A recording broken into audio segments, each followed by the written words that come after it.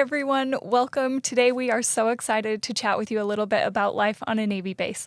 We are with Trailblazer Child and Youth Program. My name is Natalie Clark. And I'm Jen Young. Hi, everyone. I am Denise Gonzalez. So let's jump right in. A lot of our interns live on Navy bases when they serve their internships. And Navy bases are amazing, and they're also a little bit different from civilian life, obviously. So we want to give you tips for making the most of your time as you live on a Navy base. Denise, will you talk to us about ID on military bases? Of course. So, friends, one of the things that is exciting about the military is that they have a lot of procedures. And sometimes they may seem annoying, but there is a reason for them. So we are talking about a military base, and you have the privilege of being there, serving your internship, and some of you are also living there. So please make sure that you are ready to always show your ID. Anywhere you go, you have to have your ID with you. You have to have your travel letter, which is the one that the Navy gets to see to say, hey, this person is allowed on base because they have this internship going on from these dates to this date. Please make sure that you have it with you and don't take it personal. Like if you are driving your car and then somebody stops you and like, okay, everybody show me your ID, just know that it is not about you. It is not about you specifically. It's just part of the protocols that they have. And it varies depending on the base. Like depending on what kind of active military duty is on that base, then the procedures are going to be a little bit different. Absolutely. And it is good to know, like, to have a heads up because it's not like a customer service experience where you're entering a military facility. They're not necessarily going to be like, hi, welcome. How are you doing today? There are guards, and they're making sure that the people who come on base or even at the stores, like at the necks, like I have had students that got a little bit shy because they asked them for their paperwork and then they were like, oh, or they limited what they can buy. So different facilities or different installations will have different requirements as far as what you can buy, like how big. Like I tried to buy a gallon of water and that was not okay. I had to buy like a smaller bottle of water because I'm a contractor, just like our interns are contractors when they're on base.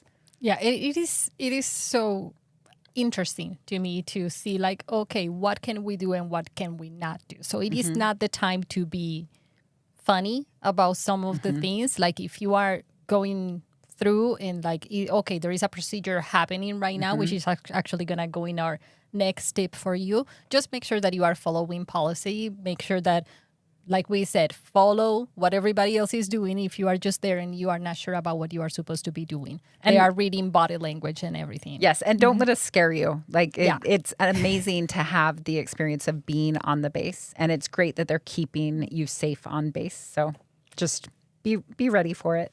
Yeah, and like Denise said, there's a reason for everything, right? It's not like they're trying to single you out and be like, oh, you look like interns, let's make your day bad. It's not that at all. And actually, every time I've had to show ID, it's always been a very pleasant experience. Actually, you know, me they're too. kind, they're friendly, they're like, you know, this is just what we do. So it's good to be aware of that. Jen, will you tell us about MWR? Oh, it's so cool that we have the connection with MWR. I truly just admire that they provide so many resources for our military families. And what is MWR? Oh, Denise. Is the morale, welfare, and you put me on recreation. the spot. Recreation. Okay. I was like, I just wanted to hear your voice say it instead of mine. So with MWR, they have a website that you can just go ahead and look up the MWR website. So if you've already been given an assignment for your internship, you could go ahead and say, okay, I'm serving in Lemoore, California. Look, Lemoore, California, MWR. And you're going to see what that location offers. So a location like Sigonella, Italy, they offer tours that you can book. They offer a rock climbing wall. There's a great indoor pool. There's also an outdoor pool. There's all sorts of fitness equipment that you can use in their gym. There's a bowling alley. There's a movie theater. There are like Easter egg hunts and other parties. Oh, so many bases do like big 4th of July celebration. And Veterans Day. Yes, yes. Or It's- Memorial Day. It's fantastic. MWR, I feel like if I wasn't the director of Trailblazer CYP, I would be seeking out a job with MWR. In Coronado, they actually close down part of the bridge and do a big bridge run, and they've been doing it for years and years. So I think that MWR would be the best way to get you connected as soon as you get to your internship. And I have had students that wait until they only have a few weeks left. And then they're like, oh, look at all these things that were offered to us.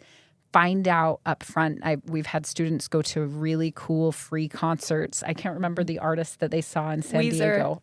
Yes, they got free Weezer tickets in San Diego. So just MWR, look at it, and within the first week, go find out the fitness calendar for their fitness classes, as well as all of the activities on base. And there are certain locations where it's not just the fitness center and things like that. They also have something for like single sailors. And now that I'm giving you that tip, I'm like, be safe, make good choices. But it's good to make community and to have those spaces where it's like they have the gaming lounge or the pool tables. Like you need connection and you need community. So find it at the MWR. I think that's so important. Like you are going away from home. For some of you, it is the first time that you are leaving home. Please don't just be there alone. There is a reason why we send you in cohorts, which are usually 4 or 6 people, or even we have had cohorts of 9 people, or Japan last summer with 16 people. Yes. But please build community. It doesn't mean that you have to be besties with everybody, but you will need it because you're going to be working 40 hours a week with the children, which is amazing. And it is also exhausting. So you do need to find some ways to recharge. Absolutely. Let's talk a little bit more about procedures on base. Occasionally, the base will get locked down. This could be for any reason, whether there's a security risk in the area or a security risk around the world. So again, this is just something that happens. It's common. You don't need to worry. The bases are overly cautious, and you might be locked down for a few hours. You might be locked down overnight. So the best way to prepare for this is to make sure you have a little bit of food in your apartment or your hotel room so that if you can't leave base, you're okay to eat for the next 24 or 48 hours. And we realize the storage capacity of your lodging is small, but if you could just have a couple of packages of ramen, maybe a couple extra apples or bananas, a small gallon or like a half gallon of milk in the fridge, something that you could get by on in case the base gets locked down. Now, and has that ever happened with any of our interns experiencing that? Yes, we've had just a couple, not very many. So with the 400 interns that have gone out, maybe 20 of them have experienced a lockdown. Okay. So it isn't common, but it's just wise to be prepared in case it does happen. Thanks. Okay, and our last tip. Be open-minded. And that goes for so many different things. It's not just about living on base, but I will talk specifically about that. So be open-minded about what your base has to offer. So even if you are a repeating intern, just know that your first internship is not going to just be the same one as the next one, even if you go to the same base, because you're going to have a different combination of children. You're going to have a different combination of cohort members. You're going to have different experience. And if you are open to it, then you are going to enjoy it. You also have to be open to all the other people that you are going to get to know and the different amenities and like the different facilities that are in different bases. Can you guys talk about what is like the favorite? No, I'm not going to ask what is your favorite base, but what is the favorite amenity when we go to different Navy bases? I'm still thinking of your comment, before we go on to that, like the be open tip. Like, have you ever read Michael Singer's book, Untethered Soul?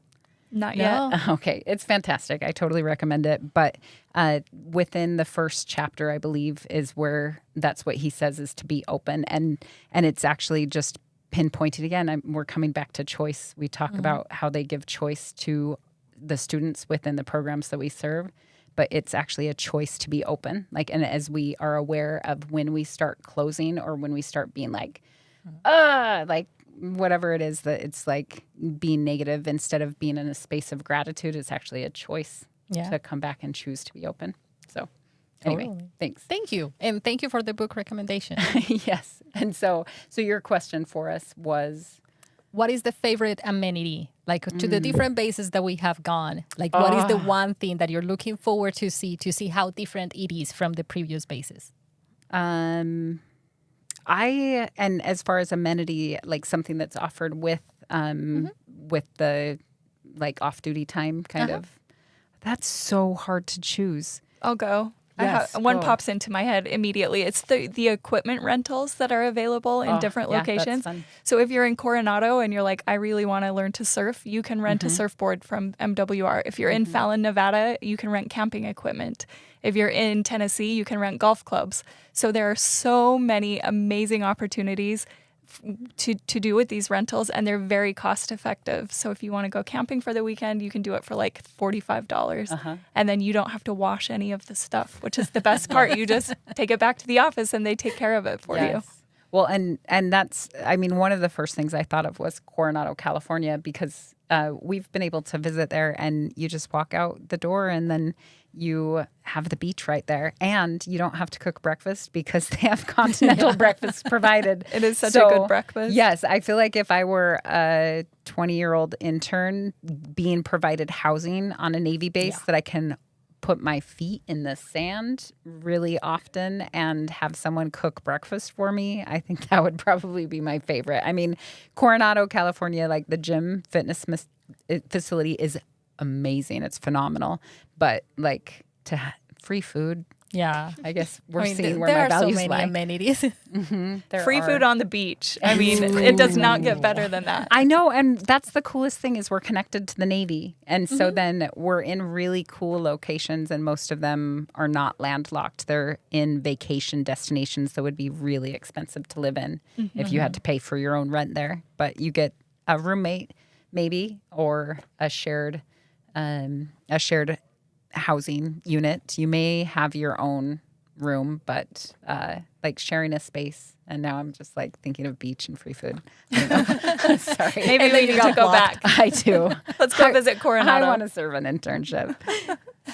Well, thank you so much. We hope this answered your questions about life on a Navy base. If you have any more, you can leave them in the show notes here, or you can message us on Instagram. Definitely check out our website. It's trailblazercyp.utah.tech.edu. You can chat with us there as well. We'll see you next time. Thanks, everyone. Bye, Have a good day. everyone. Bye.